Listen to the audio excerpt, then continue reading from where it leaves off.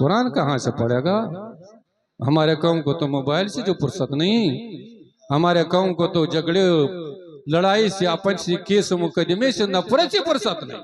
मुसलमान मुसलमान से नफरत कर रहा है। इसलिए मुसलमानों, मौका है, आज अल्लाह ने मौका दिए हुए है। तौबे का दरवाजा खुला हुआ है, 24 घंटे खुला हुआ है। अल्लाह की तरफ से बुलाया जा रहा है, ये गुनाहगार हो, इधर उधर जो जाने की जरूरत नहीं, खुलूस के साथ अल्लाह के बारगाह में तौबा कर लो। तुम कितने गुनाहगार हो जाए, कितना स्याकारी में जिंदगी गुजर जाए, अल्लाह इतना रहीम और करीम है कि अल्लाह जलशान हो तुम्हारे तमाम गुनाहों को माफ फरमाए। बेशक बेशक, सुभान अल्लाह। लेकिन हमारे मुसलमान तौबा कर लेगा। हमारे मुसलमान तो अपने आप को गुनाहगार जो नहीं समझ रहा है, नमाज भी नहीं पढ़ रहा है, नमाज से भी दूर है, मस्जिद से भी दूर है, महीना भर नमाज नहीं पढ़ रहा है। घर में 7-10 आदमी रहते होंगे, 10 आदमी से एक आदमी नमाज पढ़ने के लिए तैयार नहीं।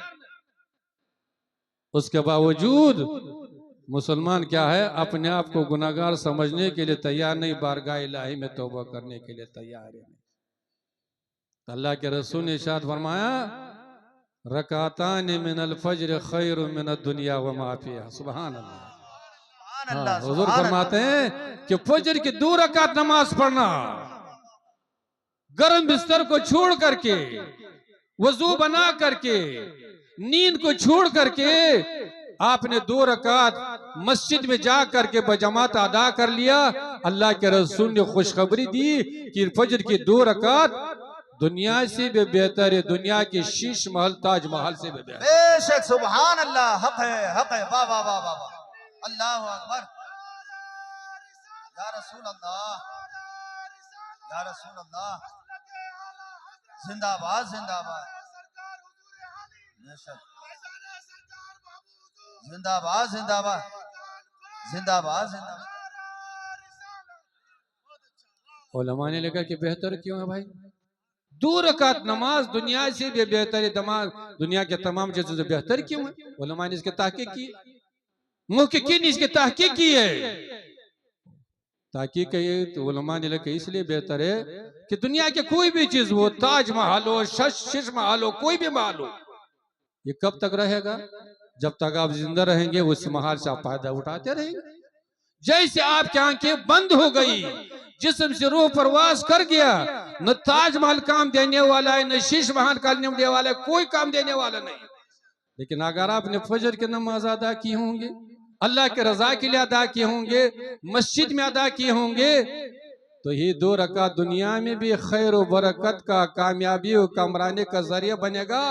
और यही 2 रकात जब कब्र में जाएंगे, कब्र के अंधेरे से बचाएगा, कब्र के अजाब से बचाएगा। और यहाँ नहीं, यही 2 रकात मैदान माशर में भी साथ में जाएगा। बेशक, सुभान। मैदान माशर की गर्मी से भी बचाएगा।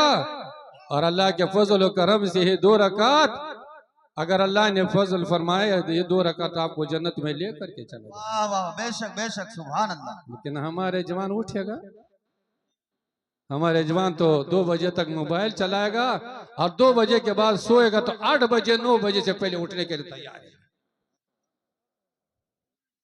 उठने के लिए तैयार ही नहीं।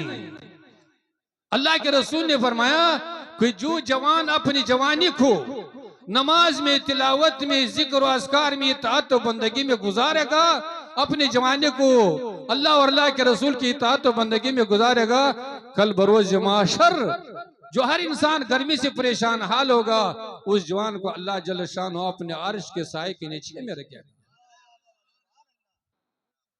लेकिन हमारे जवान तो माशाल्लाह मोबाइल है तो दुनिया का आयश व अशरत है, तो घूमना है तो फिरना है, इसी में अपनी जिंदगी गुजार रहा है। तो इसलिए मुसलमानों, आज मौका है कि हम लोग अपना इस्लाह कर ले। आज मौका है कि हम लोग कुरान से करीब हो जाए, हुजूर की सीरत के करीब हो जाए, उलमाए कराम के बयानात को सुन करके उसको दिल दिमाग में बसा करके उस पर अमल करने की कोशिश करे। फिर ऐसे मौका आएगा कि हाथ भी काम छोड़ देगा, पांव भी काम छोड़ देगा, चटपटाते रहेंगे, अफसोस करते रहेंगे, हाथ मलते रहेंगे, हाथ में कुछ आने वाला नहीं होगा। तो अल्लाह जल शान हो हमारे अराकीन के जिन्होंने इतना मेहनत की, इतना बड़ा पिंडाल सजाया है, और बेहतरीन बेहतरीन शुअरा और मुकर्रिन हज़रात को आपके सामने बुलाए गए। अल्लाह उन लोगों की मेहनत को कबूल फरमाए। और आप हजरत तो इतने बड़े तादाद में जलसे में आ गए और फिर यहाँ मस्जिद का ताउन भी कर लिया है। अल्लाह ताला आप लोगों के आने को भी कबूल फरमाए, ताउन करने को भी कबूल फरमाए।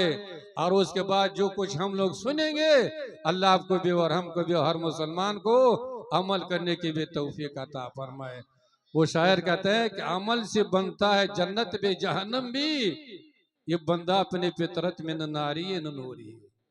कामयाबी चाहते हो तो अमल करना ही पड़ेगा, नमाज पढ़ना ही पड़ेगा, कुरान पढ़ना ही पड़ेगा, हुजूर की सीरत को अपनाना ही पड़ेगा।